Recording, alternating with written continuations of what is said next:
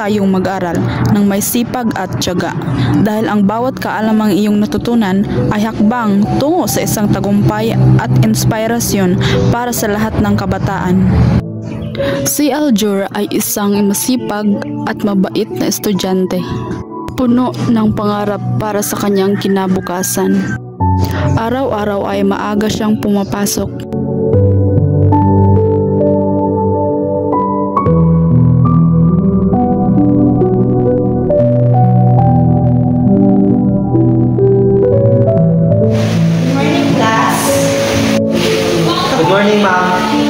Dahil sa kanyang kasipagan, nalalaanan niya at nalilimitahan ang pagbabarkada at pag-aaral.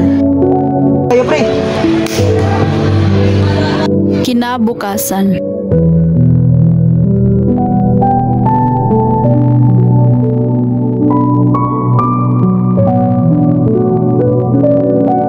Tay, pasok na po ako. Sige na, mag-ingat ka.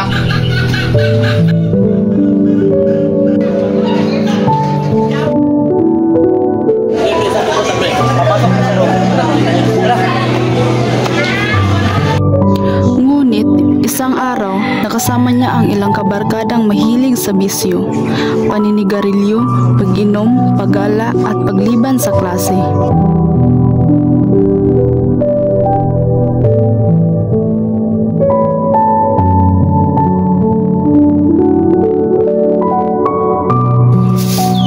Anak, nandito ka na pala. Ano po, tay? Anak, mag-aaral ka lang mabuti ha, para makapasok ka sa honor. Opo, tay, nag-aaral naman po ako ng mabuti. Kinabukasan.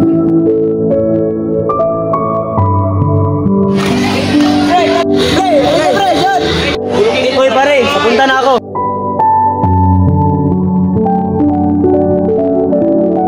Pre, gumamit ka ito. Ayaw ko niyan, pre. Ito, pre. Sige, para sa inyo, pre. Ngunit nang makasama niya ang ilang kabarkadang mahilig maglibang at magpalipas ng oras sa labas ng paaralan, nawala ang kanyang kasipagan sa pag-aaral at bumaba ang kanyang mga marka.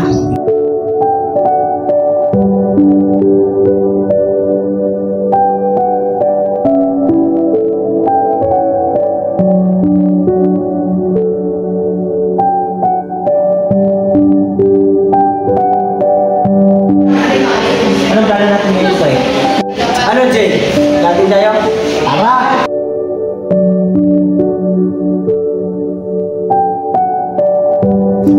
Nagsimula siya sa pagliban sa klase hanggang sa tuluyan na siyang naging palakating at laging nasa tambayan.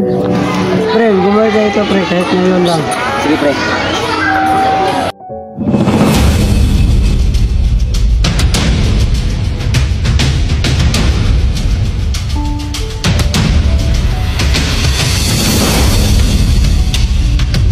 Unti-unting nagbago si Aljur.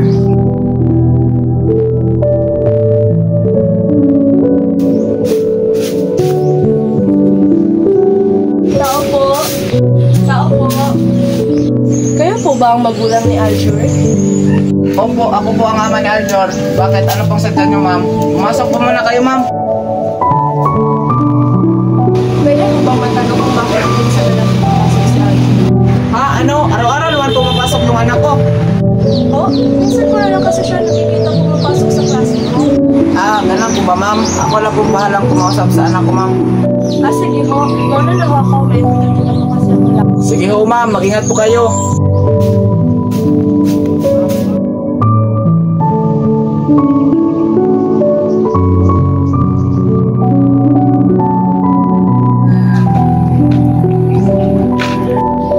Uy, anak. Nandito ko na pala.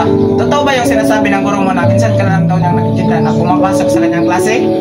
Hindi po yun totoo, tay. Nag-aaral po ako ng mabuti. Sige, anak. Papuntahin mo yung pag-aaral mo, ha? Lilitingin ka talaga sa akin. Opo, tay. Habang tumatagal, napansin ng kanyang mga guro at magulang na nag-iiba na siya, madalas tulala, palaging galit at hindi makasabay sa klase. Today, class, I will announce your grade for this one.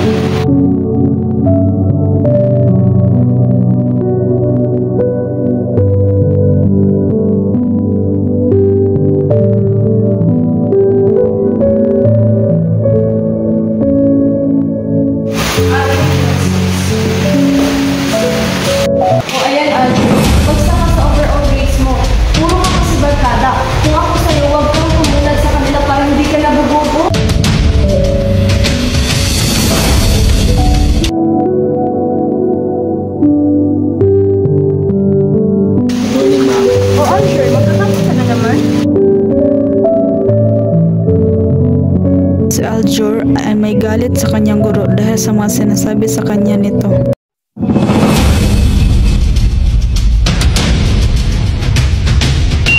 Tulad sa kanila parang hindi ka nabubuko. Dahil galit na galit siya sa kanyang guro, naisipan niyang patayin ito.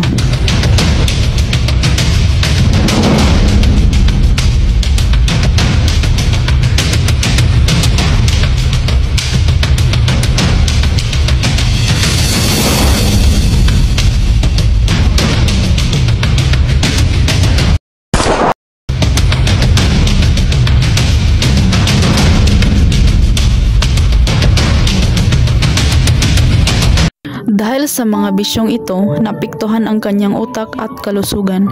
Doon niya napagtanto na ang sandaling kaligayahan na dulot ng bisyo ay kapalit pala ng pagkasira ng kanyang kinabukasan.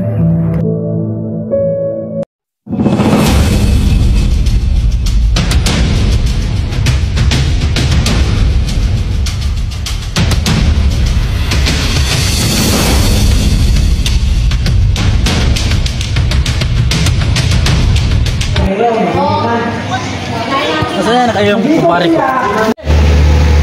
Pre! Pre! Pre! Pre! Pre! Pre!